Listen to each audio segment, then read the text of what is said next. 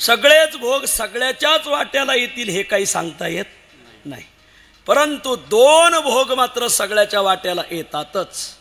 तो कोण्या भागाचा असो, कोण्या जातीचा असो, कोण्या संप्रदायाचा असो, कोण्या पक्षाचा असो, प्रत्येकाच्या वाट्याला हे दोन भोग येतात. कोणते दोन भोग? एक आहे सुखाचा भोग आणि एक आहे दुःखाचा भोग. इथं बसलेल्यापैकी कोणी हात वर करून सांगा की माझ्या वाट्याला आणखीन एकही दिवस सुखाचा भोग आला नाही अथवा दुःखाचाही आला नाही. कोणी असेल तर हात वर करा, 1 रुपया बक्षीस घेऊन जा. बघा थोडं बक्षीस फार छोटं ठेवलं. हे सगळे मला छोटे माऊली म्हणतात म्हणून छोटं. बरं, इथं बसलेल्यापैकी प्रत्येकाला हे दोन भोग भोगावेच लागतात. एक आहे सुखाचा भोग आणि एक आहे दुःखाचा भोग. सुख दुःख जीव भोग पावे, सुख दुःख जीव भोग पावे, दुःख जीव भोग पावे. एका देहाचे अवयव तुका म्हणे एका देहाचे अवयव, तुका म्हणे एका देहाचे अवयव, तुका म्हणे एका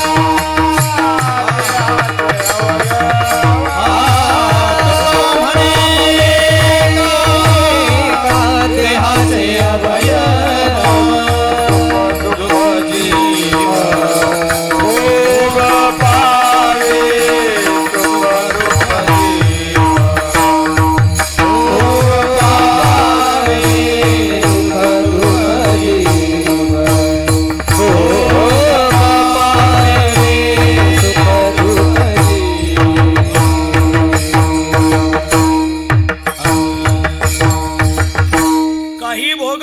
वाट्याला येतात, काहींच्या येत नाही.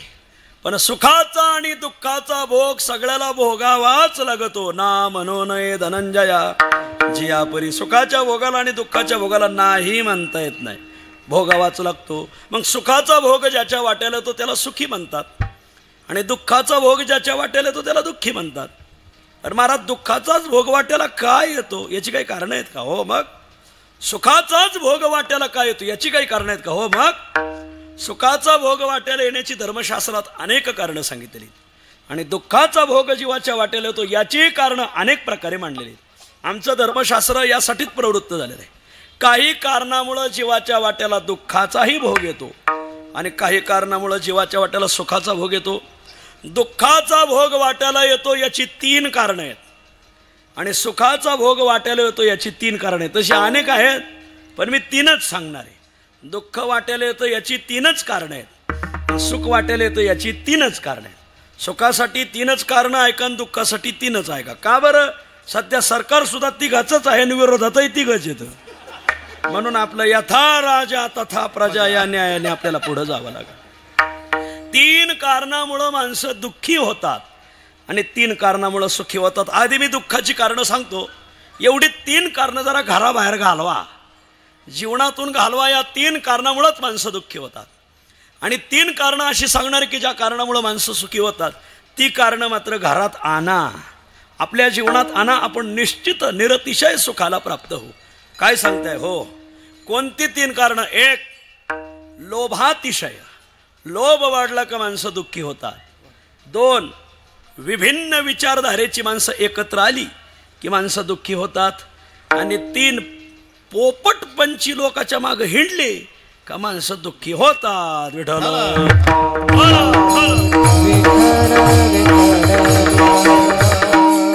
पहिली गोष्ट, लोभ वाढला का माणसं दुःखी होतात.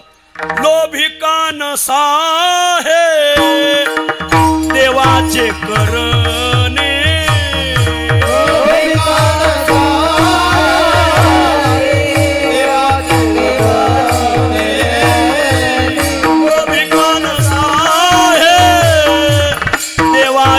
करणे.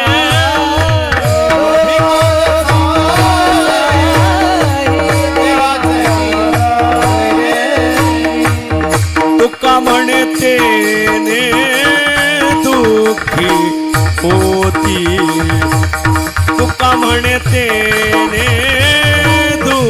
दुःखी होते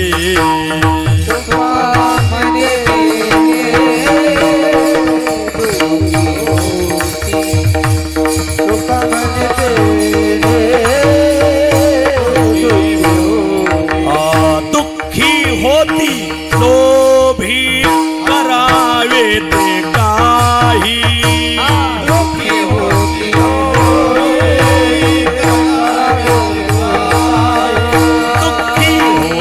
लोभी करावे ते काही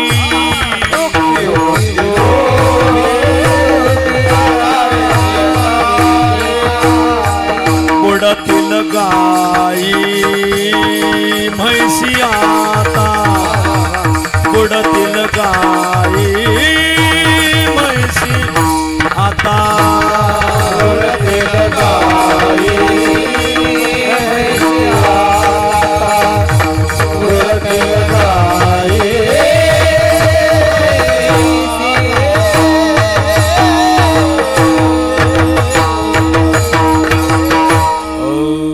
लोभिका नसा हे देवाचे करणे तुका म्हणे ते बाळक्रीडेत ही दोन प्रमाणे नेम म्हणणारी बरीच माणसं आहेत. सद्गुरू गुरुनाम गुरु कोंडाजी बाबा डेरे यांचे बरेच शिष्य आहेत ह्या भागात महाराज. वा नेमाने म्हणणारी माणसं आहेत महाराज. लोभिका नसा हे देवाचे करणे तुका म्हणे तेने दुःखी होती. दुःखी होती लोभी करावे ते काय. बाळक्रीडा सांगते लोभामुळं माणसं दुःखी झाली. हे बघा आपल्याला कष्टाने भेटन ना ते सुखाला कारण ठरतं आणि आपल्या प्रारब्धाने जे भेटल कष्टाने जे भेटल ते आपल्याला सुखाला कारण ठरतं. कारण का ते देवाने दिलेलं असतं आणि जे देवाने दिलेलं असतं ते गोड लागत. देवे दिले तरी गोड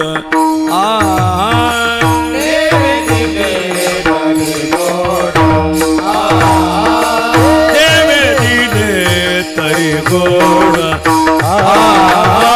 देवे दिले तरी गोड राहे रुची आणि कोड राहे रुची आणि कोड राहे रुची आणि कोड रुची आणि कोड देवे दिले तरी गोड देवे दिले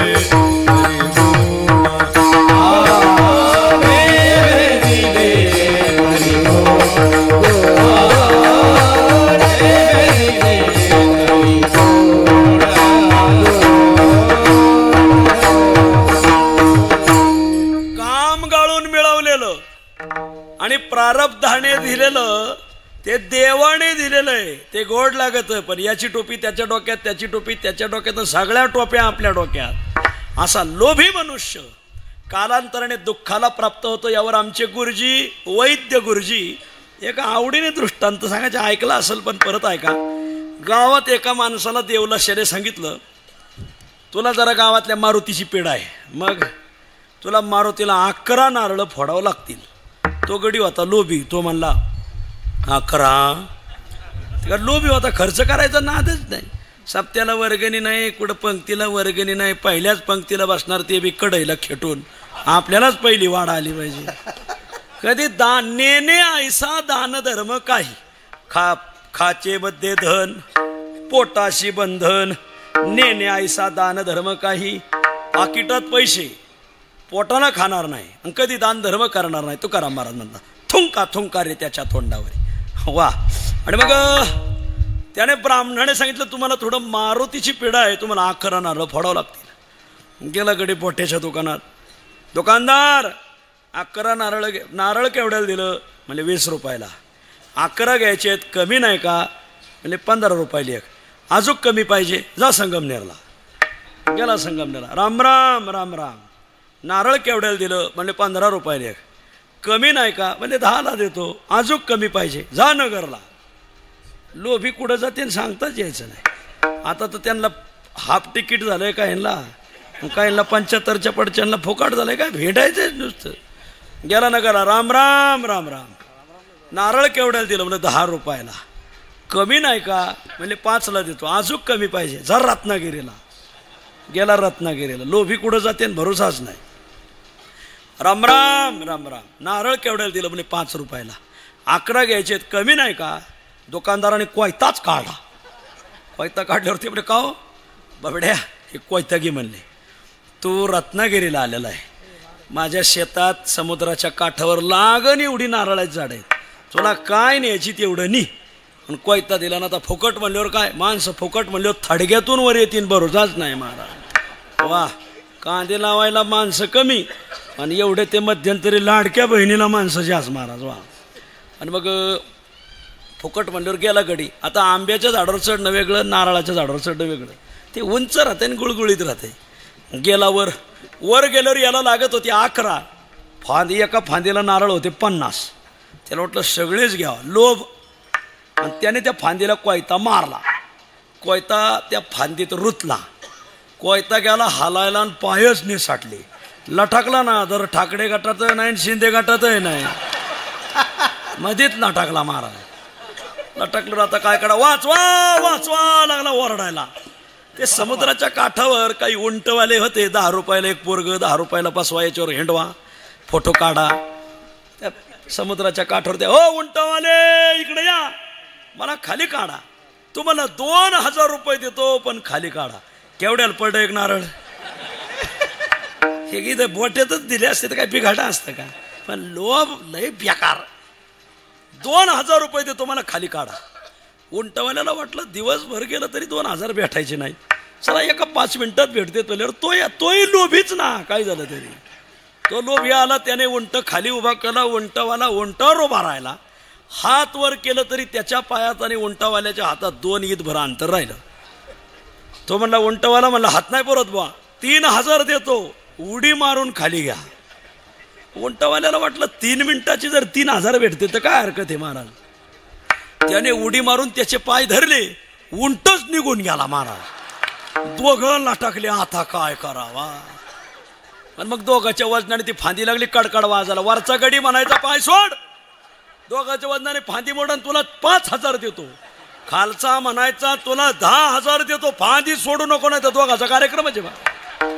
असं हे एवढं दुःखी होण्याचं कारण काय. फक्त लोभ. लोभिका नसा हे देवाचे करडे. तुका म्हणे त्याने दुःखी होती लोभी.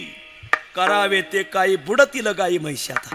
एवढं एक जीवनातून घालवायचं बघा लोभ. वा लोभामुळं माणसं दुःखी होतात. 2 विभिन्न विचारधारेची माणसं एकत्र आली का माणसं दुःखी होतात. आपण ज्यांच्या विचारधारेत आहोत त्यांची आणि आपली विचारधारा सम आहे का वेळोवेळा पहा. आपण ज्यांच्या संग बसतो, उठतो, हिंडतो, खेळतो, झोपतो, जेवतो, त्यांची आणि आपली विचारधारा काय आहे हे लक्षात आलं पाहिजे. महाराज दुर्दैव आहे, समान विचारधारेची माणसं आता एकत्र येईनात महाराज. सगळे विभिन्न विचारधारेची माणसं एकत्र येऊ लागली आणि मग ती सुखासाठी जरी आली तरी ते दुःखीच होतात. विठ्ठल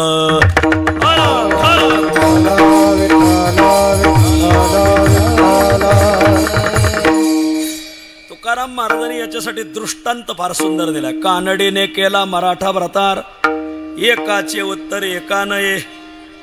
आपली आणि त्याची विचारधारा समान पाहिजे. भजन्यांनी भजण्यातच राहायचं आणि राजकारण्याने राजकारण्यात राहायचं. राजकारणी भजण्यात आणि भजने राजकारणात शिरले का साप्त्याचा पाट्याबोळ झालात म्हणून समजायचं. आपली विचारधारा कोणाशी जुळतीये याचा पुनर्विचार केला पाहिजे. आपली आणि विचारधारा ज्याच्याशी जुळते त्याच्या संगच बसलं पाहिजे, त्याच्या संगत राहिलं पाहिजे, त्याच्या संग फिरलं पाहिजे. विभिन्न विचारधारेची माणसं एकत्र येतात. गावगाव तर सप्त्याच्या तारखा द्यायला जे, नारायणगावला बी तारखा द्यायला तेच आहेत महाराज. वा अरे भिन्न कमिटी असावं. जत्राची वेगळी, यात्राची वेगळी, सगळा अवमेळच महाराज. सगळे आंधळ्याची वरात भाईऱ्याच्या घरात, येड्याचं भांडण मुक्याच्या दारात. भांडायला येडेन समजून सांगायला मुका. कधी मेळ बसायचं महाराज. हे विभिन्न विचारधारेची माणसं सुखासाठी जरी एकत्र आली तरी त्यांना दुःखच होतं. तुकाराम महाराज सांगतात, तुका म्हणे ये राजे विच्छिन्न,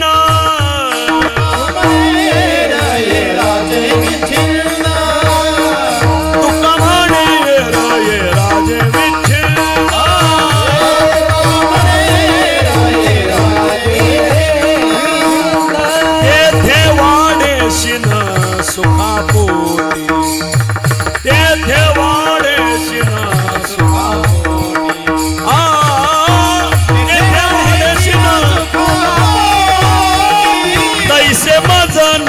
करू कमळापती ऐसे मदन नको करू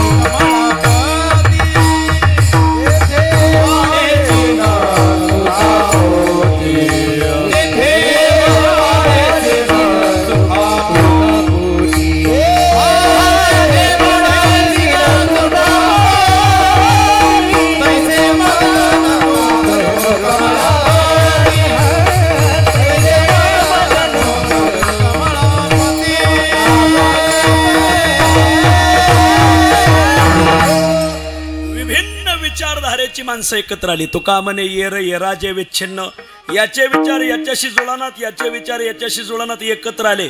सुखासाठी जरी एकत्र आले तरी तिथं दुःखच होतं महाराज. तुका म्हणे येर येराजे विच्छिन्न, समान जोडा लागला पाहिजे. जोडा कसा लागाव हे कळालं पाहिजे. मुलीचं जर आडनाव गोड बोले असेल तर ती कोणाला दिली पाहिजे बरं?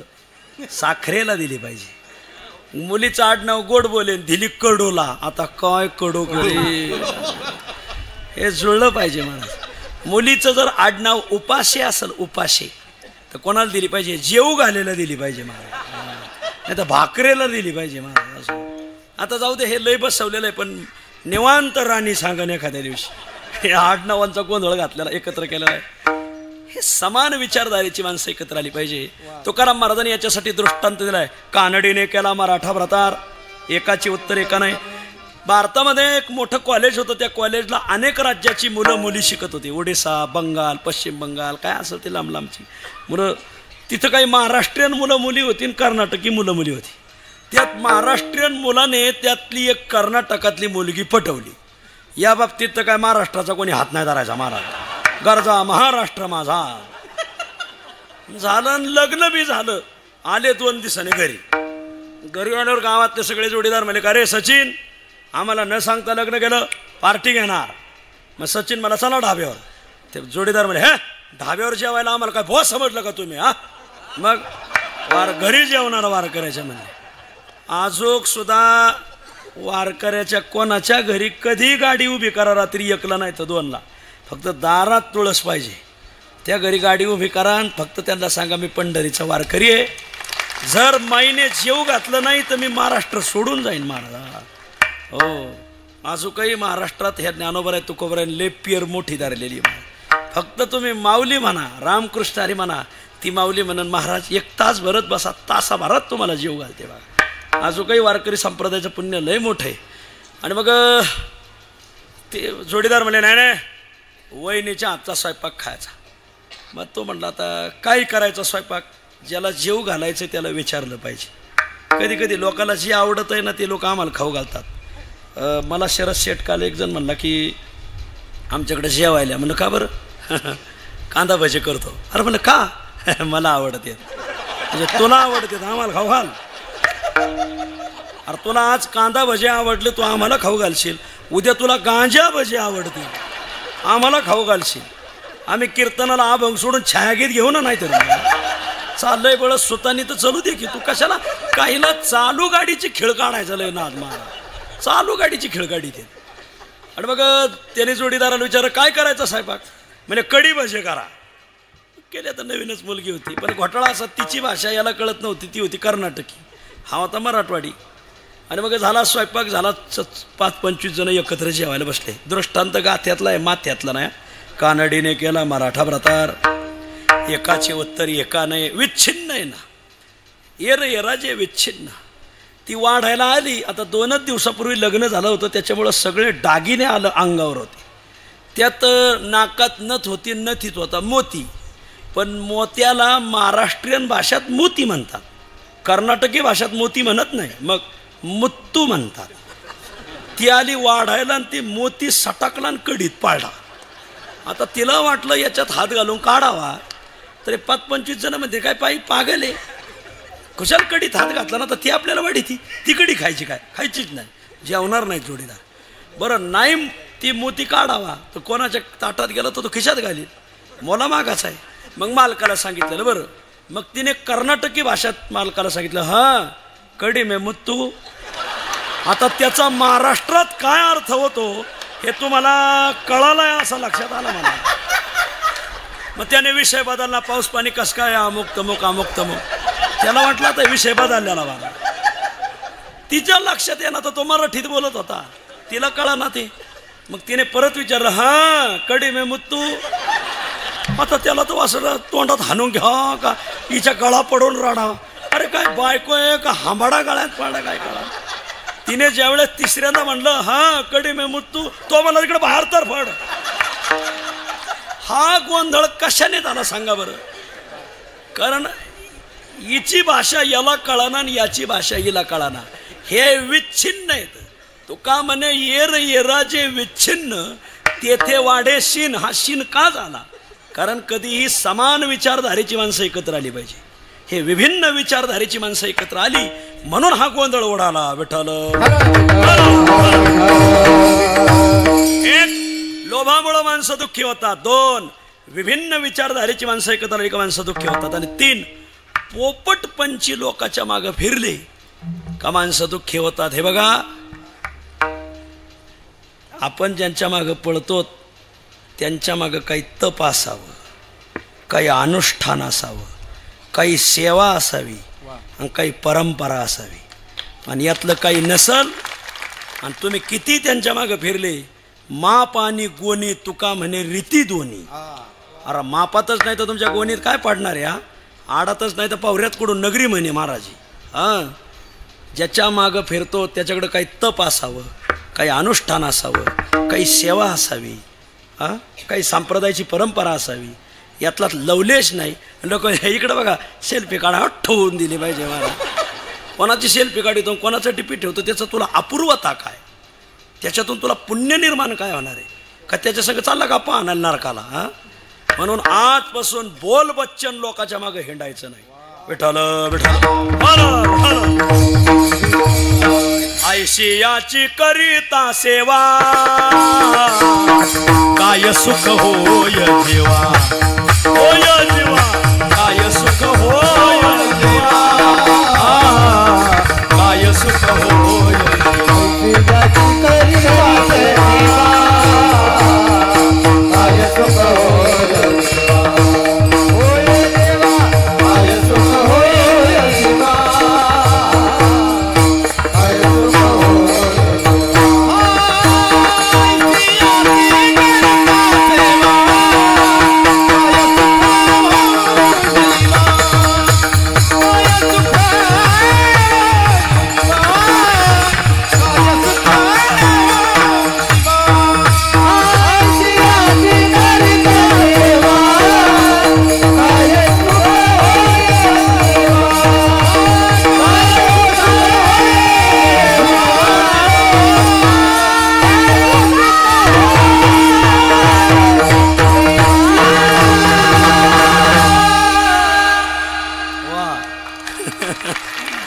सप्ताह पठारो रे म्हणून आवाज वरच गेला पाहिजे, खाली नाही गेला पाहिजे. चन्नापुरीच्या विठ्ठल.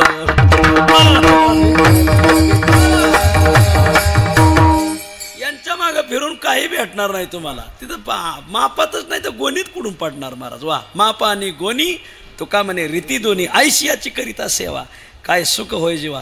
अरे जो गोड कीर्तन करतोय पण एकादशी धरीत नसल, तुमच्या गावात कीर्तन करून तुम्हाला काय फळ भेटलं? काय नाही, 50,000ला तोटा झाला, दुसरा काहीच फायदा नाही झाला महाराज. तरी लोक म्हणजे कस काय बोला लावला लावला ते का कांदीत का लावायला. विठ्ठल विठ्ठल. या तीन गोष्टी थोड्या घराबाहेर घालायचा प्रयत्न करा. एक, लोभ. दोन, विभिन्न विचारधारा. आणि तीन, पोपटपंची लोक. यांच्या मागे हिंडायचं सोडून द्या. तीन कारणामुळे माणसं दुःखी होतात महाराज. हे तर तुम्ही अंजन डोळ्यात घातलं. मी कोण घालणारा? हे सगळं जगद्गुरु तुकोबर आहे, देहू कंपनीचा माल आहे. तुका म्हणे ल्यावे डोळा अंजन भरवे. हे तुकोबरायांचं ज्ञानांजन हे डोळ्यात घाला, हे कामालाच येणार. तीन कारणामुळे माणसं दुःखी होतात. लक्षात आलं. आता सुखी होण्याची काय कारण आहेत? त्याची तीनच कारण आहेत. एक, स्वधर्माचं आचरण ठेवा, सुखी व्हाल. दोन, 4 वारकऱ्याच्या मुखात 4 घास घाला, सुखी व्हाल. आणि तीन, संतांनी आपल्याला प्रसाद द्यावा, संतांचा प्रसाद मिळवा, सुखी व्हाल. विठ्ठल. एक, स्वधर्माचं आचरण ठेवा. धृतराष्ट्राने विचारलं संजया, विजय कोणाचा होईल. संजय धृतराष्ट्र म्हातारा झाला होता. आता खरं तर त्याने वानप्रस्थ स्वीकारायला पाहिजे, पण म्हाताऱ्याला लय राजकारणाचा रस मारा. म्हणजे म्हातारा संजयाला विचारायचा, संजय असं सांग विजय कोणाचा होईल.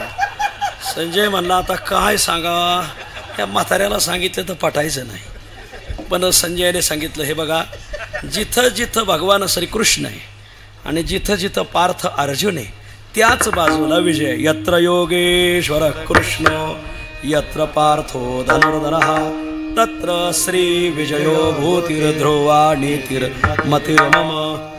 हा श्लोक 18व्या अध्यायातला आहे, शेवटचा आहे. 18व्या अध्यायातला श्लोक आहे. याच्यावर ज्ञानोबरायाने 19 दृष्टांत सांगितलेत. मोजून घ्या घरी. हो, जिथं जिथं भगवान कृष्ण, जिथं जिथं अर्जुन, जिकडं जिकडं देव तिकडं तिकडं विजय. बरं असो. आणि म्हणून आता तिथं ज्ञानोबरायाने काही दृष्टांत दिलेत. ज्ञानोबराय अनेक दृष्टांत आहेत. आता सगळे दृष्टांत मला सांगणं होणार नाही. चंद्रतेथ चंद्रिका, जिथं चंद्र आहे तिथं चंद्रिका हमखास सापडणार. शंभूतेथ अंबिका, जिथं महादेव आहे तिथं पार्वती असतेच. संत तेथ विवेका असणे की जे संत आहे तिथं विवेक असतं. जिथं राजा आहे तिथं सैन्य असतंच. रावो तेथ कटक, जिथं जिथं सौजन्य आहे म्हणजे सरळ वागणूक आहे त्यांच्या पोरांना सोयरिकी भेटत येतच. ज्यांच्या पोरांना सोयरिकी भेटत नाही ना, गुन्हाने वागा. हो, ही ज्ञानोबरायची ओवी. लोक म्हणते आमच्या पोराला सोयरीक नाही. ये रे ढकल, हां पहिला सोयीनी वाग ना. सौजन्य तेथ सोयरीक, वा सरळ वागा, माणसं आपाप तिथं येतात महाराज. वा सौजन्य तेथ सोयरीक. वन्य तेथ दाहक सामर्थ्य की, जिथं जिथं अग्नी तिथं दाहकता. बर पुढं सांगतात दया तेथ धर्म, जिथं जिथं दया आहे तिथं तिथं धर्म नांदतो. आता मला जे लागते ते आलंय, धर्मो तेथ सुखागम. जो धर्माने वागन तिथं आज ना उद्या सुख येणार. विठ्ठल आज गावगाव प्रचार यंत्रणा फिरू राहिल्यात. नोकरी लावतो तुम्हाला, फक्त हिंदू धर्म सोडा. तुम्हाला लग्न करून छोकरी देतो, हो हिंदू धर्म सोडा. गावगाव येऊ राहिले, तुम्हाला घर बांधून देतो, धर्म सोडा. तुम्हाला फिरायला 2 व्हीलर देतो, हिंदू धर्म सोडा. गाव सोडायची पाळी आली तरी चलन, पण हिंदू धर्म सोडू नका एवढी विनंती. वा, कारण धर्मो तेथ सुखागमो. ज्याने धर्म सोडलाय त्यांना जाऊन विचारा, त्यांची परिस्थिती सुधारली असेल पण जीवनातलं सुख संपलं असेल महाराजा. संसार परिस्थिती सुधारायसाठी करायचा नाही, सुखासाठी करायचा. आपल्याकडं नगर पुणे भागात 2 प्रकारची बोरं आहेत. एक गावरान बोरं शरद शेठ आणि एक मोठी बोरं, त्याला तुमच्याकडे काय म्हणतात पठार भागात? Apple bore. वा, ॲपल बोर किंवा साबर बोर, हां साव बोर. बरं चला, बऱ्याच भाऊची माणसं येतं इथं 12 कोसावर भाषा बदलीत. गावरान पोला परिस्थिती नाजूक कोणाची? गावरान बोराची. परिस्थिती सुधारली कोणाची? ॲपल बोराची, साव बोराची, साबरी बोराची सुधारली, कलमी बोराची. बोला गोडवा कोणात? गावरान बोराचा गोडवा आहे ना तो कलमी बोरात नाही. का बरं? कलमी बोराने वर्ण संकर केलाय, धर्मांतर केलंय. ज्याने ज्याने हिंदू धर्म सोडलाय पुढली दिवाळी खाणार नाही, लिहून घ्या. दिवाळीच्या आत त्याचं वर्ष श्राद्ध कीर्तन मला द्या. बर मी अभंग घेतो. येथे येऊनी केले काय विठ्ठल नाही आठविला, अहारे मुढा भाग्यहीना गेला अशी पतना मोह भ्रमे. संपला माझा विषय. धर्म सोडू नका. छत्रपती संभाजी राजाला औरंगजेब सगळं द्यायला तयार होता, काही देतो, पण धर्म सोडा. संभाजी राजाने सांगितलं, औरंगजेबा तुझं अख्खं राज्य माझ्या नावचं करून दिलं तरी धर्म सोडणार नाही. वा, त्याला माझं धर्मनिष्ठ माणसं. वा, म्हणून त्यांना धर्मवीर संभाजी राजे. विठ्ठल विठ्ठल. धर्मो तेथ सुखागमो, सुखी पुरुषोत्तमो असे जायचा. संपला माझा विषय. धर्माने राहा, सुखी व्हाल. 2-4 वारकरी जेव घाला. वा महाराज, लॉकडाऊनमध्ये या पुण्यावरून पठार भागातून माणसं नाशिकला जात होती. अनेक लोकांना इथं शिवाजी शेठ बसले, शिवाजी शेठ गंगाधर आयर. या माणसासाठी टाळ्या वाजा महाराज. या माणसाचा अन्नदान आला, या भागात कोणी हात नाही धरायचा महाराज. सगळ्या कोरोनाच्या काळात जाणाऱ्या लोकांना अन्नदान. एकदा काय झालं, त्या साधूच्या झुंडी आल्या होत्या कुंभमेळ्याला, पण अचानक मुळाला पाऊस आला. भलतंच पाणी. साधू गुतलं ना मधीच, नाशिकला जाणार खायला काय. ह्या माणसाने ते सगळे साधू 500 का 600 साधू होते त्या मुळाच्या काठावर गुतलेले, सगळ्याला पिठलं भाकरी होऊन 3 दिवस जीव घातलं महाराज. याला म्हणायचं अन्नदान. अन्नदान केलं पाहिजे महाराज. लोक म्हणजे आमचं नाव नाही घेतलं, अहो ती फाटी का टोन द्या. अन्नदान केलं पाहिजे महाराज. जो अन्नदान करतो तो सुखी होतो. तुका म्हणे सर्व सुख त्या संगती, तुका म्हणे सर्व सुख त्या संगती, तुका म्हणे सर्व सुख त्या संगती. बोला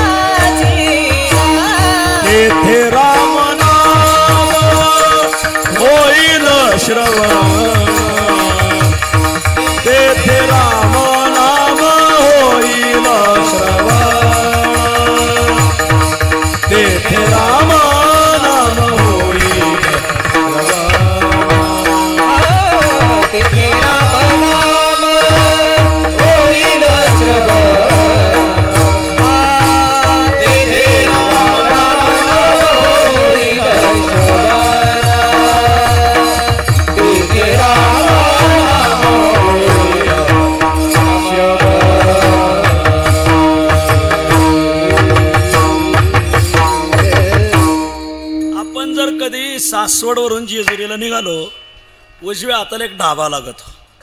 ढाबा म्हणजे हॉटेल आहे. ढाब्याचं नाव आहे माऊली ढाबा. चव्हाण बंधूच आहे, 5 भाऊ एकत्र आहेत. ठाकूरबाची दिंडी आळंदीहून पंढरपूरहून आळंदीला माऊलीच्या वारीला निघाली आणि 5-25 वारकरी.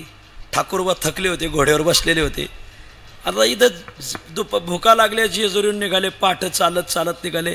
ते साकुर्डे गावाचं ते घर आहे चव्हाणांचं, तुम्हाला माहिती ते चव्हाण शेठ. आणि मग विचारलं का हो इथं दारात तुळस दिसती हो, आम्ही एक 5-25 वारकरी जेव घालाल का. गोष्ट 50 वर्षापूर्वीची, लय गरिबी. पण महाराज शेतकरी हटणार नाही. मागं 2-3 गुरुवाची घरं होती, त्यांनी काय पीठ मागून आणलं होतं 2-4 दिवसाचं. ते 2-4 दिवसाचं पीठ एकत्र केलं आणि 30-40 भाकरी थापल्या, दिंडी जेव घातली. ठाकूरबा घोड्यावर साक्षात्कारी होते. ठाकूरबाचं घोडं एकादशी धरीत होतं. घोडं बुवा धरीत नाहीत, असो घोडं एकादशी धरीत होतं महाराज. 2 एकादशी असतील आणि घोड्यापुढं जर घास धरला, जर घोड्याने घास खाल्ला तर त्या दिवशी दशमी आहे हो. दुसऱ्या दिवशी घोड्याला जर घास दिला, पेंड द्या काही द्या, एकादशीला ठाकूरबाचं घोडं कण खात नव्हतं महाराज. घोड्याला कळत होतं एकादश धारा महाराज. त्या घोड्याला जन्मभर वारी केली. त्या घोड्याने शेवट पंढरपुरात येऊन देह ठेवला. वाळवंटात एका घोड्याची समाधी माहिती असू द्या, त्याच्या समाधी आहेत ना, कधीतरी तुमच्या लागण लाईन तिथं असो तर त्या अनेक समाधीत एक घोड्याची समाधी आहे. आणि ज्याला वारी करायची ते मराठवाड्याची लोक आधी जातात पंढरपूरला, त्या घोड्याचं जर समाधी दर्शन घेऊन येतात. कारण जे त्या घोड्याचं समाधी दर्शन घेतात त्याला वाटचालीला त्रास होत नाही, असं मराठवाड्याची भावना आहे. आणि मग ठाकूरबा घोड्यावरून उतरले. ती म्हातारी जिवंत आहे अजून, 50 वर्षापूर्वीची चव्हाण शेठची आई. आणि त्या आईला सांगितलं, माई तुम्ही दुर्भिक्ष काळात वारकरी जीव घातले, ह्या ठाकूरबाचा आशीर्वाद आहे, वारकऱ्याचा आशीर्वाद आहे पंढरीच्या, तुम्हाला काहीच कमी पाडणार नाही. आता काय 5 भाऊ आहेत, काय श्रीमंती विचारा की महाराजांना, अक्षय महाराजांना एवढी श्रीमंती त्यांची महाराज. आणि ज्ञानोबरायचा सोहळा आळंदीहून पंढरपूरला चालला. दरवर्षी गळ्यात 108 मणी आहेत ना, मग 108 क्विंटल तांदळाची खिचडी करतात, ते नेम आहे त्यांचा. काय अन्नदान म्हणावं का काय.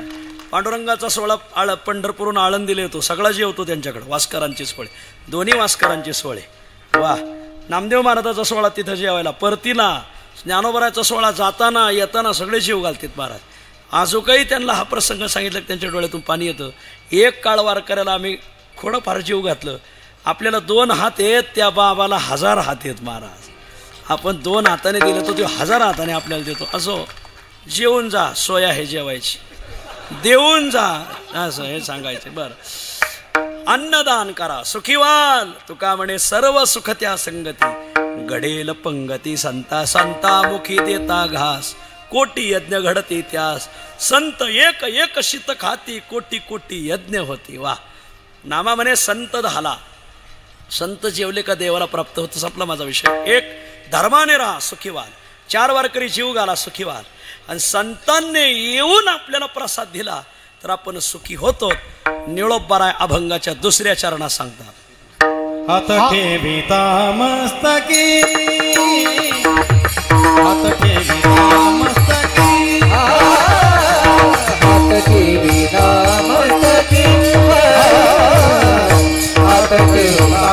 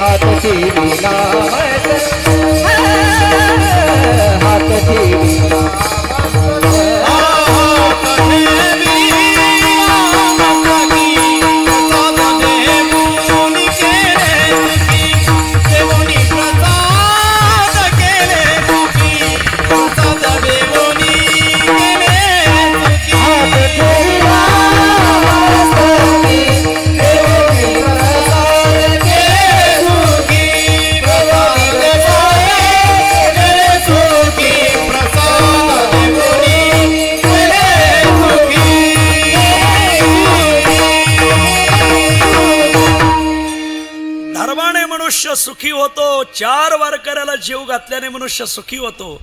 आणि संतांनी जर येऊन प्रसाद दिला, परमार्थ करायचा कशासाठी? काही नाही, फक्त संतांचा प्रसाद प्राप्त होण्यासाठी.